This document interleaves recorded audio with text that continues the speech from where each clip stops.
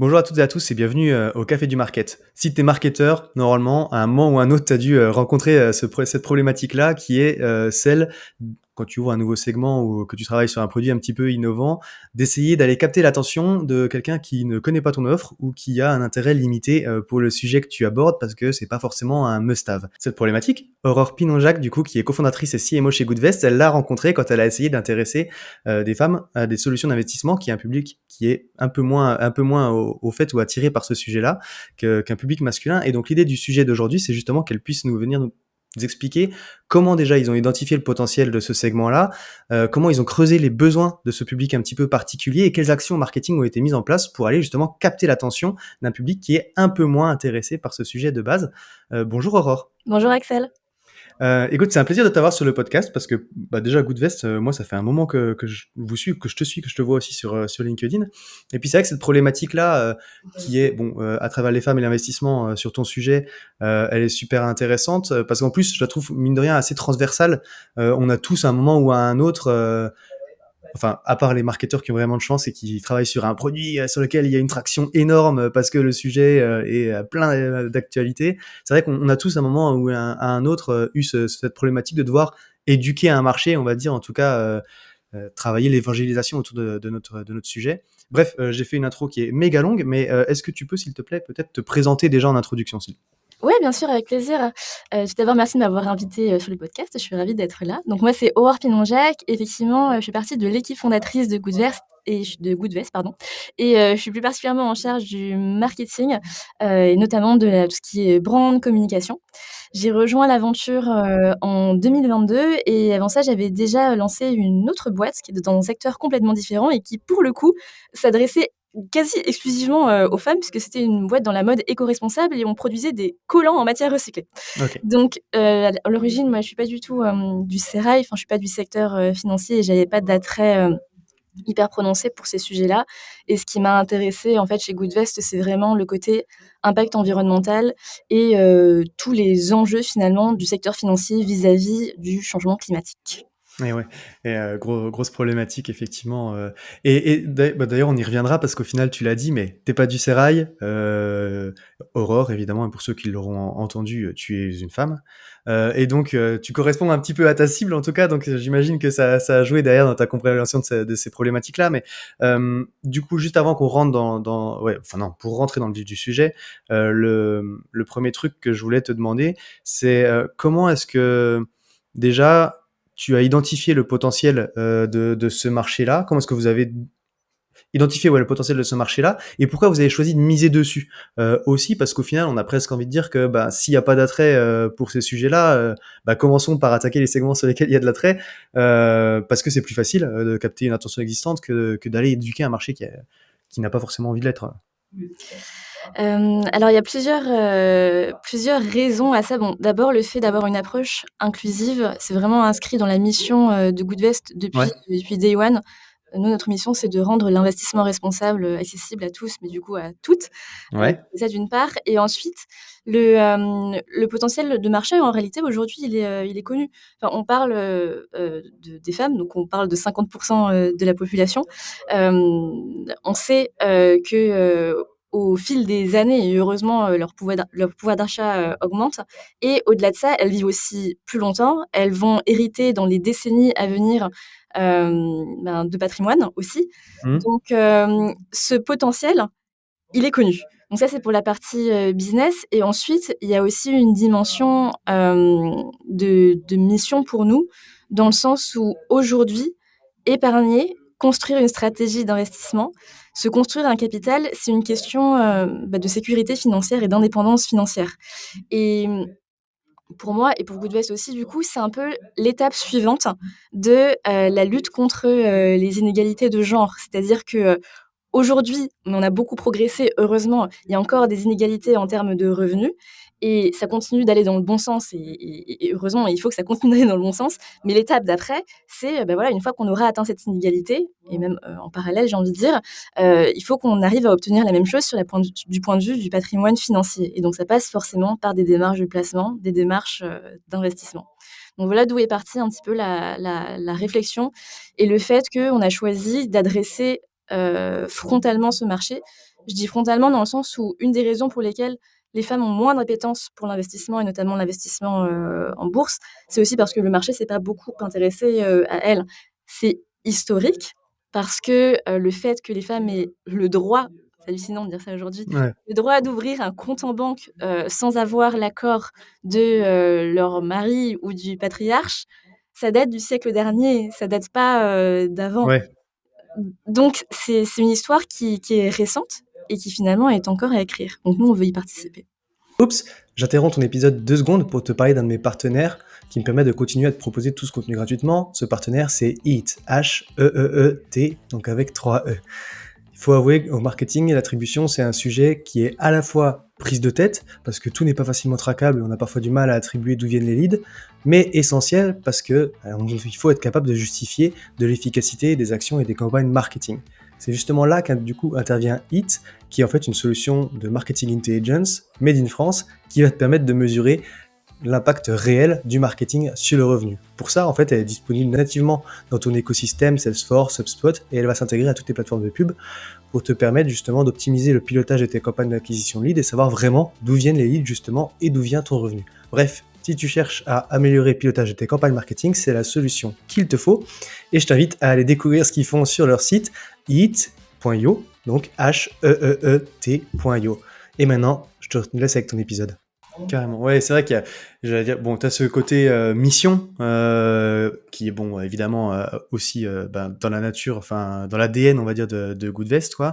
Et et après, ce que tu dis, c'est qu'au final aussi, mine de rien, enfin, si on prend un angle business pur, enfin un petit peu enfin, objectif, tu vois, pour des passionnés, on va dire le sujet, c'est vrai que du coup, t'as une niche. Enfin, qui n'est pas une niche parce que comme tu dis c'est 50% de la population, mais qui est complètement qui est pas du tout, oui, qui est desservie en fait par les acteurs historiques de votre secteur, Euh, et donc l'idée c'est effectivement aussi ça, c'est d'aller servir une partie du marché qui est complètement oubliée des acteurs traditionnels, sur laquelle tu vas avoir aussi peut-être moins de compétition. Un truc. En fait, ça me fait penser, je fais le pendant avec d'autres histoires, tu vois, d'éditeurs de logiciels que j'ai vu. Moi, il y a l'histoire de ConvertKit que j'aime bien.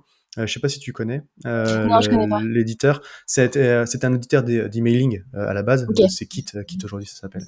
Et en fait, c'est parti qui a eu une croissance énorme, qui est une très belle réussite.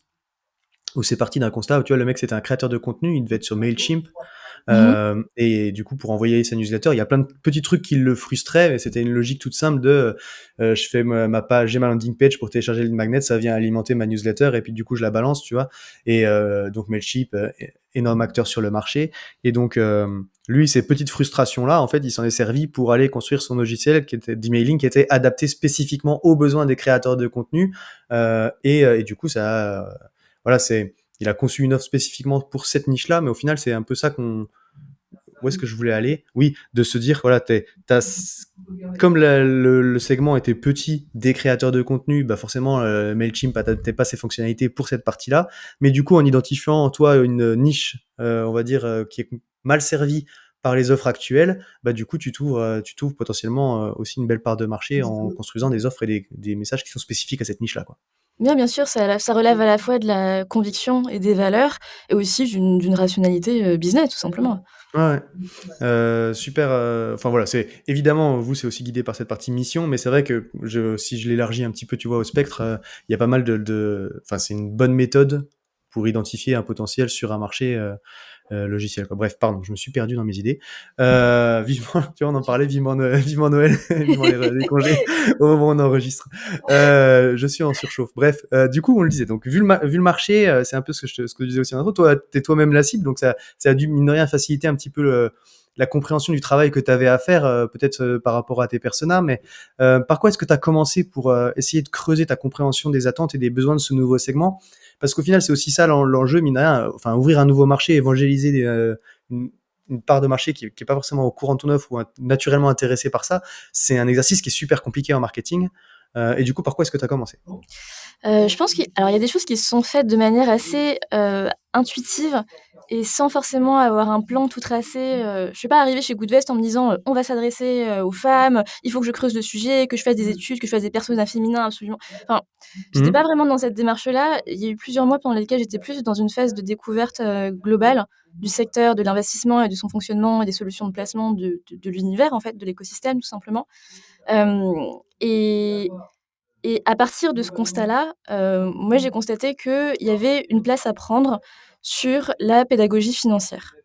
Mmh. Sur une pédagogie financière qui soit simple, accessible, mais sans être infantilisante, qui donne les clés en main, en fait, aux individus, femmes comme, hommes, pour se saisir finalement de ces sujets qui, ont cette image peut-être un petit peu élitiste, un petit peu technique et donc en réalité, c'est parti de là. Et tu vois, les premiers contenus de pédagogie financière que Goodvest a sortis, on les a pas du tout sortis en se disant, «Il faut absolument s'adresser, aux femmes, et Mmh. D'accord. puis on va les peindre en rose et puis on va faire des campagnes, avec des codes qui, pourraient correspondre à des codes, féminins». Je pense que ce qui s'est passé, c'est que, ayant une approche enfin, étant moi-même la cible, c'était assez simple pour moi finalement d'utiliser des éléments de langage et des codes qui allaient être assez peu genrés et du coup un peu en décalage avec le secteur traditionnel. C'est-à-dire qu'on parle quand même du secteur de l'investissement et de la finance qui traditionnellement utilise un jargon qui parfois a des connotations, limite un peu virilistes, Ouais. un peu sportives, un peu masculines, des allégories avec la guerre. On parle tu vois, on parle de performance, on parle de battre le marché, et et tout ça, mine de rien, de manière, assez insidieuse, ça se traduit ensuite dans la manière dont c'est, reçu. Si je suis, un homme et que les codes, traditionnellement, du sport, de la guerre, de la compétition, m'ont toujours été adressées et que je me suis toujours identifiée à ça, ça va probablement plus me parler, qu'à une femme à qui on a enseigné que, c'était pas forcément, son domaine, la Mmh. compétition, le sport. Et moi, naturellement, je me suis un peu écartée, de ça, mais encore une fois, de manière complètement intuitive. Et ce qu'il s'est passé également, c'est qu'il y a une conjonction de facteurs, hein, en réalité. Ouais. Il y a aussi des médias qui ont commencé à émerger et qui, eux, pour le coup, ont saisi à bras-le-corps le sujet, dès le début des années, 2020. Je pense à un média en particulier qui est un partenaire de longue date, de Goodvest qui s'appelle Plan Cash Média, qui a été un des tout premiers médias féminins et féministes dédiés à l'investissement. Donc tu avais un peu, tu vois, une espèce de De des espèces mouvance, de mouvances, dynamique, ouais. des signaux plus ou moins faibles, hem et on s'est rendu compte assez rapidement que, le pourcentage, hein, de clientes chez Goodvest était, en augmentation et il n'a jamais OK. cessé d'augmenter depuis la création, de Goodvest. Aujourd'hui, on est à la fin de l'année, je pense qu'on sera à 50, donc à une parité, parfaite entre les OK. hommes et les femmes, qui investissent, chez nous et on a démarré, je crois, aux alentours de, 30. Donc progression permanente et c'est un peu comme ça que la réflexion s'est faite et qu'on s'est dit: «OK, il y a un truc à faire, c'est probablement un marché qui a été négligé, peut-être Ouais. parce qu'il a été sous-estimé par les acteurs, traditionnels du secteur et ce serait pas la première fois que les femmes Mmh. sont sous-estimées». Mmh mh. Donc on s'est dit: «Bon, on va intégrer ça de plus en plus dans notre réflexion» et je suis désolée, j'ai oublié la question initiale. Ouais, non, non, mais alors, et je reviendrai après, mais c'est vrai qu'au final, c'est ce que tu dis, c'est que ce mélange de signaux faibles, de ce que vous avez observé et puis cette façon de vouloir trancher, qui est au final ton positionnement initial, c'est rendre l'investissement accessible à tous, et ben, ça passe par cette démarche de pédagogie, par rapport à des actions qui peuvent être effectivement un peu, excluantes, quand on va viser, soit des gros investissements et donc, c'est une catégorie de personnes qui a beaucoup d'argent, qui est déjà initiée, à ces problématiques-là et tout. Donc toi, tu as pris cet angle de la pédagogie-là et tu as identifié qu'effectivement, il y avait ces signaux de marché et puis vous, dans les clients, cette part de marché, en tout cas, adressée qui avait du potentiel, quoi. Et donc ma question pour y revenir, c'était par quoi est-ce que tu as commencé, du coup, pour comprendre, creuser un petit peu les besoins et les attentes de ce segment en particulier, quoi? Mmh. Après, on a fait des études. Il y avait déjà des études, par exemple, qui avaient été menées par, la Banque de France. Il me semble que l'AMF aussi avait fait des études. Nous, on a fait nos propres études, Mmh. qu'on a mises en parallèle, de ce qu'on savait aussi, de nos clientes, chez Goodvest pour, comprendre quelles étaient un peu leurs motivations et leurs attentes en termes d'investissement. Est-ce que ça différait des hommes? Un peu, beaucoup, pas du tout? Et il y a quand même des tendances qui sont ressorties, à la fois sur nos études, macro, donc à l'échelle de la population française et à la fois sur nos clientes. Il y a dans la démarche de placement, chez les femmes, une volonté plus forte que chez les hommes de se sécuriser, d'assurer Ouais, une certaine indépendance financière, de préparer le long terme, notamment la retraite. D'ailleurs, ce différentiel est absurde parce que la réalité, c'est que pour les générations d'aujourd'hui, préparer sa retraite, c'est un sujet absolument non genré. ouais. Hem, mais elles ont entièrement raison, de se pencher là-dessus, d'autant plus que je le disais tout à l'heure, elles vivront plus longtemps. Elles ont aussi une appétence, légèrement plus forte pour, les, enjeux, environnementaux. Mmh. Alors, il y a des personnes qui nous demandent si c'est la raison, selon nous, pour laquelle, on a réussi à atteindre cette, parité parfaite. Pour moi, c'est une partie de la réponse, mais uniquement une partie. Pourquoi? Parce qu'il y a d'autres acteurs, engagés qui existent dans des secteurs, similaires aux nôtres et qui, aujourd'hui, malgré un positionnement qui se veut, non genré et une offre non genrée, malgré tout a du m enfin, c'est des acteurs qui ont du mal à atteindre la parité. Donc c'est une petite partie, de l'explication. Donc il y a eu ces études-là. Il y a aussi eu, du terrain finalement. Moi, j'avais à cœur, surtout au tout début, de faire en shadow pas mal de rendez-vous avec des clients, mais aussi des, clientes. Déjà au niveau de notre métier, je pense que c'est hyper important, de faire ça, Ouais. régulièrement. Et j'ai aussi eu l'occasion, et j'ai toujours l'occasion d'ailleurs, d'aller à la rencontre, de femmes intéressées par ces sujets-là, notamment parce qu'on organise de manière annuelle un rendez-vous qui s'appelle «Elles investissent», et OK. c'est une table ronde et un petit cocktail un peu sympa où, on se réunit et on parle de sujets, d'investissement, de placement, de stratégie financière, et c'est un événement qui s'adresse principalement, aux femmes. Donc il y a eu un peu un mélange de tout ça. OK.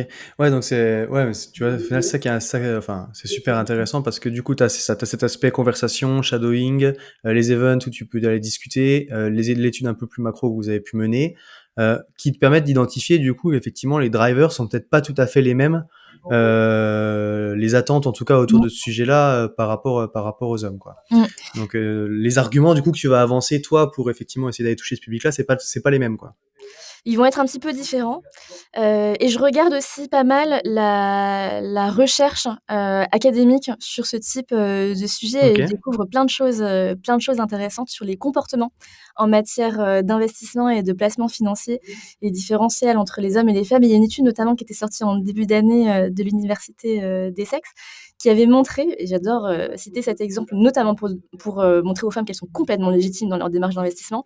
Cette Ouais. étude avait montré que les hommes avaient tendance à avoir des surprise, avoir des comportements plus impulsifs et plus Plus émotionnels risqué, ouais. en matière de Mmh. placement. Pas forcément plus risqués, mais plus impulsifs et plus Oui, émotionnels, c'est-à-dire pardon. qu'ils étaient davantage impactés par exemple, des mauvaises nouvelles, mais sans lien aucun avec, les marchés OK. financiers. Ils se laissaient influencer par ça et ça guidait leurs décisions, de placement. Là où les femmes, confrontées aux mêmes mauvaises nouvelles, aux mêmes nouvelles, négatives, avaient une stratégie qui restait inchangée, et finalement elles avaient cette capacité à garder le cap, là où les hommes avaient tendance à vouloir ajuster le tir et réagir de manière un petit peu impulsive. Alors qu'on le sait, en matière de placement, en général, la bonne stratégie, c'est de garder le cap. OK. Donc voilà, ce Ouais, genre d'études, il y en a pas énormément, malheureusement, mais je reste assez en veille, là-dessus, et j'apprends toujours des choses intéressantes et qui m'aident aussi dans mon métier. carrément, ouais, super intéressant.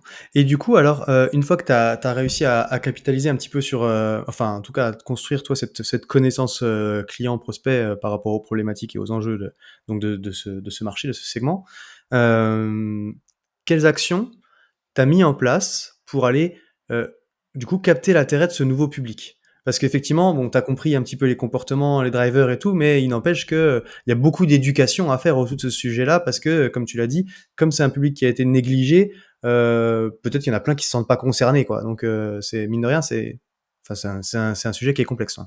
Tout à fait.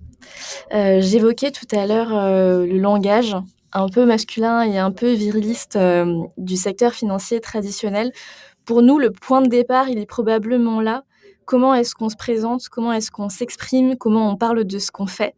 Et comment est-ce qu'on en montre les bénéfices? Et toute la sémantique que tu vas déployer autour de ton service, autour de ton produit, elle a un impact qui est, qui est énorme. Bon, les Ouais. concepteurs, rédacteurs, les copywriters, sont très au courant, de ça. Hem et donc ce qu'on a fait de manière intuitive au début, parce qu'on se voulait accessible et pédagogue, on l'a gravé dans le marbre ensuite, dans le positionnement, et dans Tone of le tone of voice, voice de ouais. Goodvest, en disant: «Bon, bah, voilà, le type de langage qu'on veut utiliser, le terme qu'on veut employer, que ce soit à l'écrit ou lors de nos rendez-vous, avec, nos conseillers et conseillères en investissement, c'est cela et pas d'autre». Donc ça, je pense que c'est un peu, la colonne vertébrale, entre guillemets, de la manière dont on présente ce qu'on fait et ensuite il y a, les actions à proprement parler. Je parlais tout à l'heure du média, féminin et féministe, Plan Cash.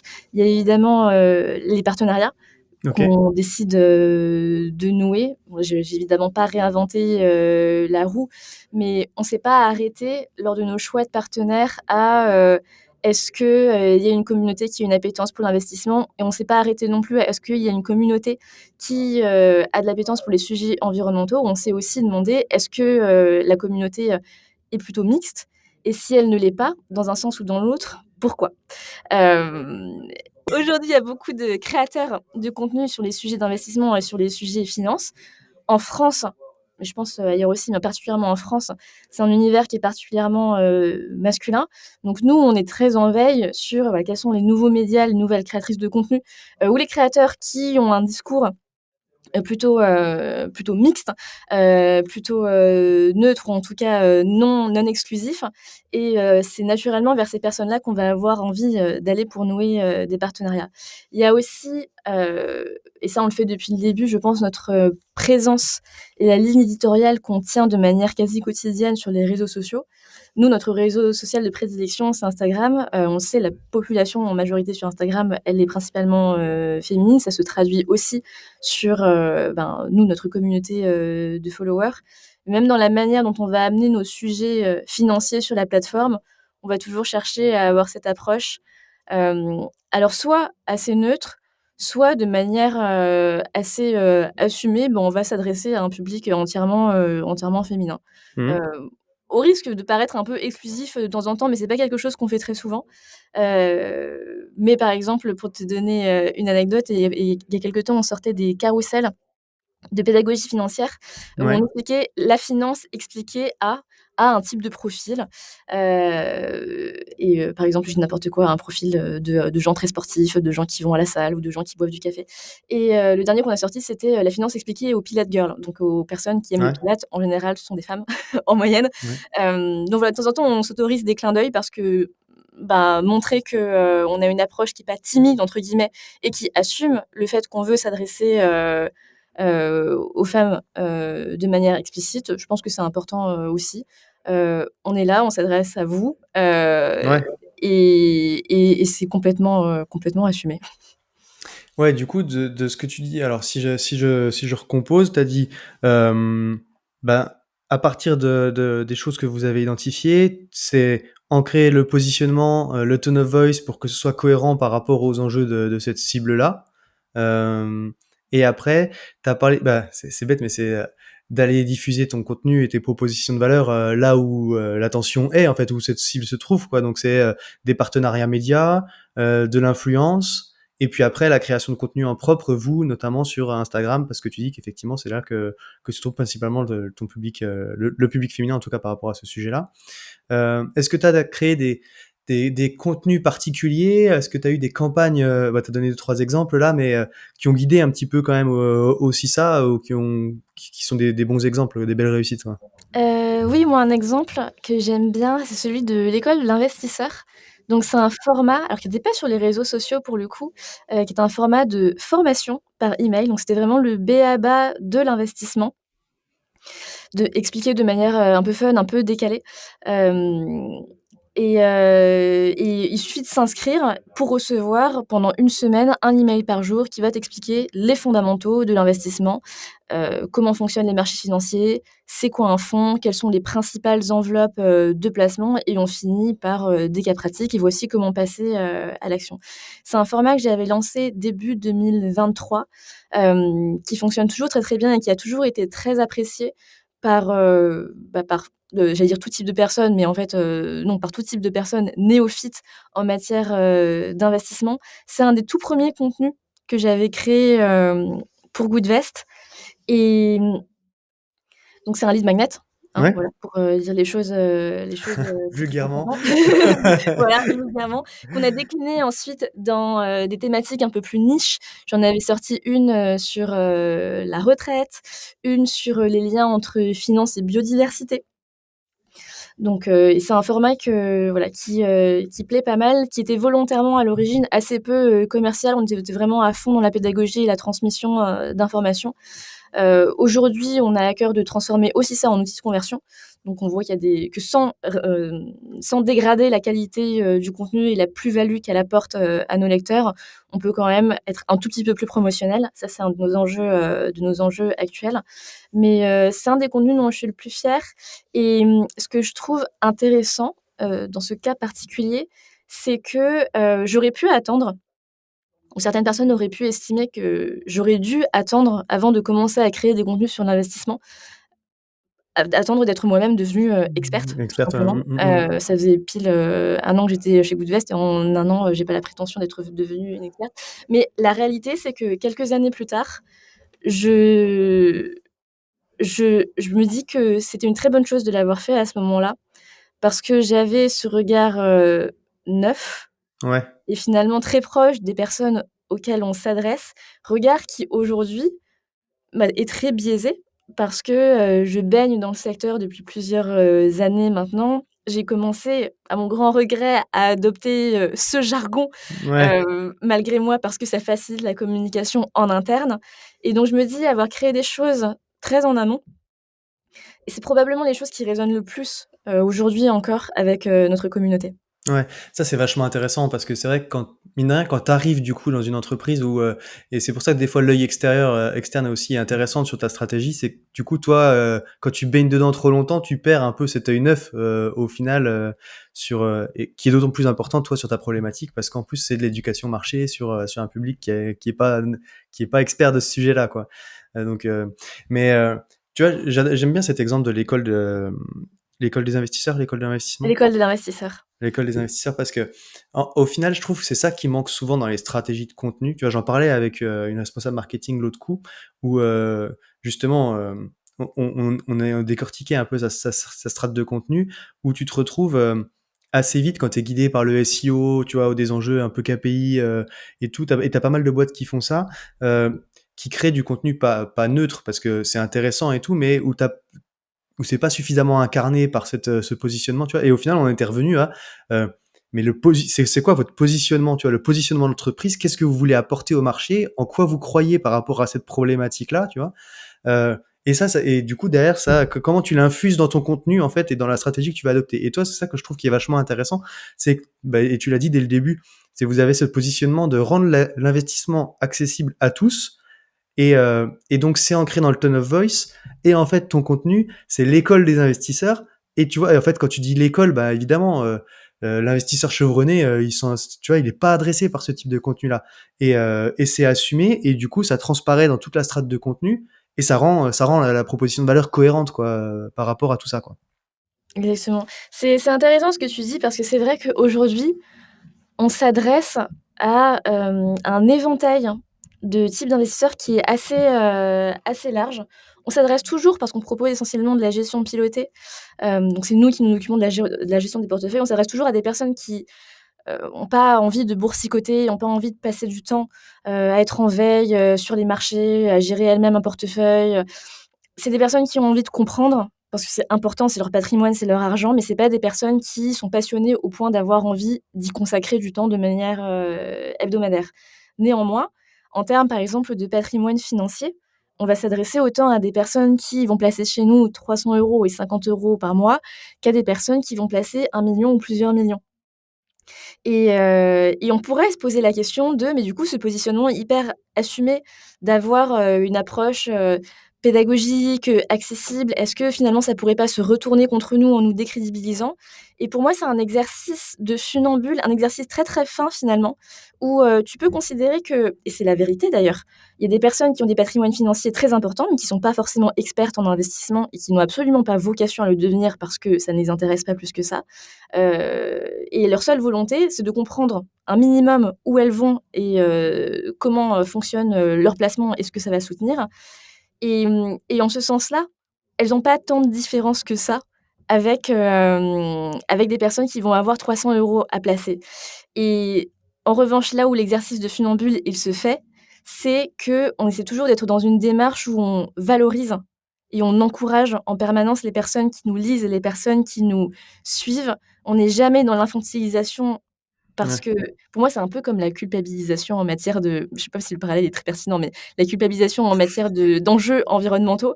Hem, En fait, pour moi, ça enfin, i on le système n'a jamais été fait pour que les gens s'intéressent à leurs finances perso. Ouais. Donc nous, aujourd'hui, on essaie de changer ça et c'est pas une raison pour s'adresser à ces personnes comme si c'était des enfants de 5 ans entre guillemets. Moi, le meilleur compliment que je reçoive quand il y a des personnes qui lisent la formation, c'est qu'à la fin, elles me disent: «Je suis hyper content et parce que j'ai vraiment appris des choses et je me sens bien avec moi-même parce que je ressors plus riche de ces Ouais. connaissances» et je veux que ces personnes, elles aient ce sentiment-là et c'est un exercice qui est assez fin. Je sais pas si je m'exprime très correctement pour, pour traduire ça. Mais c'est vraiment ce qu'on veut que les personnes ressentent quand elles, prennent connaissance de nos contenus. Ouais, tu as ce double enjeu, quand tu parles de funambule, c'est ça, tu as presque, ce double exercice même de et c'est tout l'enjeu de la pédagogie, c'est de créer un contenu accessible, tout en montrant quand même que ton expertise enfin, du coup, c'est ça, c'est créer un contenu simple mais pas simpliste, au Exactement. final, et puis après et ton parallèle avec avec l'environnement est pas si mauvais, je pense, même si tu avais un doute, c'est qu'effectivement, tu as ce côté de punitif, on va dire, ou culpabilisant que de, enfin écoute, c'est normal en fait que tu saches pas parce que, on n'a pas d'éducation financière, on n'a pas de tu vois, personne on t'a pas appris et on apprend nulle part, tu vois, ce sujet de finances perso, voilà et ça c'est pas grave et c'est pas ta faute quoi et en fait, bah, viens on va te montrer quoi. Et j'ai presque envie de dire le parallèle avec l'environnement où tu as envie de dire, bah, le côté punitif, on vous fait flipper, bah, de toute façon on voit bien que ça marche pas et si on arrivait à projeter des choses positives, peut-être qu'il y aurait plus de gens qui seraient enclins aussi à enclencher le changement quoi. Ouais. Donc tu as ce double truc-là de simplicité sans être simple sans être simpliste, ouais, et effectivement de réussir à projeter quelque chose de positif et pas juste du FOMO ou de c'est pas normal que tu le saches pas, quoi. Le positif, c'est vraiment le maître mot. On s'appelle Good Vest, il y a good dedans et Ouais, bah, mine de rien, c'est un enfin, je pense qu'au moment où on a choisi le nom, on n'avait pas forcément pensé aussi loin que ça.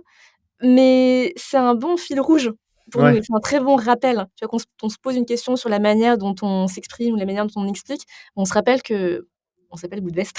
Ouais, ouais et on fait le lien, au final, tu vois, avec, toute cette histoire, c'est ça, de positionnement, de nom et que tu retrouves au final en fil rouge un peu partout, d'affirmer ce point de vue et d'incarner du coup, ce positionnement dans tous les contenus, quoi.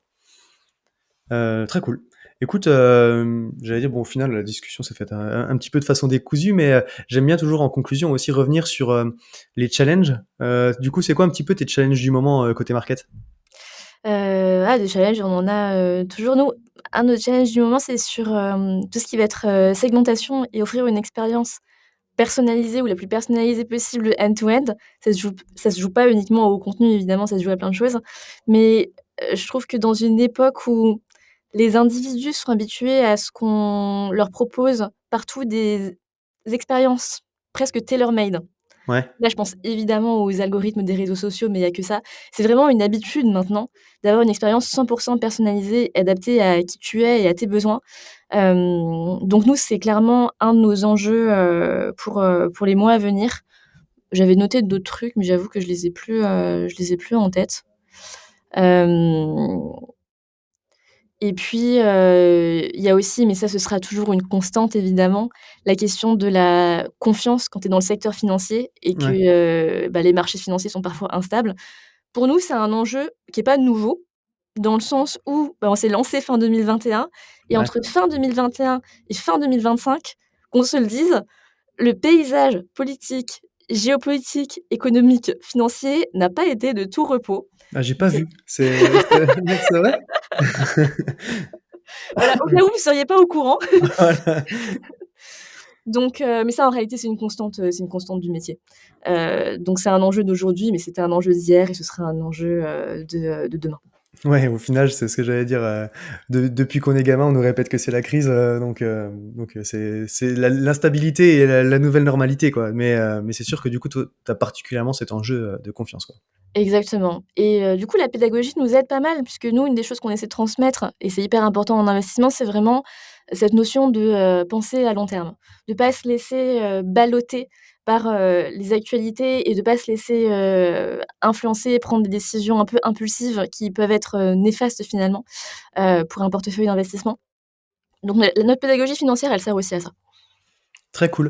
Écoute, ben, merci, beaucoup pour ton retour d'expérience, c'était, super intéressant. Si on devait résumer notre échange, qu'est-ce que tu voudrais retenir du coup de ce qu'on s'est dit pour, comme conseil, on va dire un petit peu final pour un marketeur qui justement doit évangéliser un nouveau marché? Je pense que ce que j'essaie d'appliquer au quotidien et ce que je recommanderais dans ces cas-là, c'est vraiment de toujours revenir aux besoins des personnes auxquelles on veut s'adresser et pas céder à la tentation. Mais c'est très dur, hein, ça paraît un peu évident comme ça, mais la réalité, c'est que sur le terrain, c'est très dur. Pas céder à la tentation de je vais avoir une démarche auto-centrée sur mon produit et ce que j'ai envie de faire. Il faut essayer de se détacher un petit peu de ça, et après c'est notre métier au marketing de s'en détacher, évidemment. Mais ouais, c'est un peu notre démarche de tous les jours et c'est celle que je recommanderais, pardon, quand on va chercher un nouveau segment. Ouais, j'allais dire c'est peut-être presque d'autant plus enfin, tu reviens aux bases des marketing quoi, comprendre le besoin initial. C'est d'autant plus important quand tu veux aller éduquer un nouveau marché, ça, c'est de comprendre comment ça va les intéresser pour essayer de les amener sur ton sujet parce que si tu parles de ton offre, C'est c obvious, mais je pense que ouais, c'est très tentant quand tu es une jeune entreprise qui se lance avec un produit innovant ou qui n'existait pas avant. mais C'est on le voit super trop. tentant. On le voit trop, tu vois? C'est ça, genre, que cette envie d'ouvrir une nouvelle catégorie et puis tu vas, inventer le nom de la catégorie pour ton logiciel, j'allais dire par exemple, mais on le voit bien en ce moment, quoi.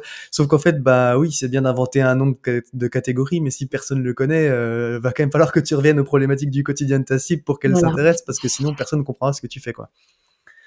Mais tu vois, de vouloir imposer un nouveau nom, à ce qu'on fait, faut pouvoir le faire et en même temps, quand même revenir, de façon intelligente à, comment tu vas pouvoir parler avec ces mots à ta cible, quoi. Exactement, pas être trop auto-centré.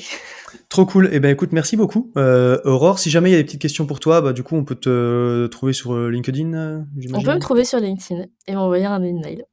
Carrément. Et ben, écoute, merci beaucoup encore une fois et puis, ben, on est, mi-décembre, donc moi je te souhaite maintenant, bah, une bonne journée et puis de passer de belles fêtes. Merci beaucoup Axel et de très belles fêtes à toi aussi. Salut.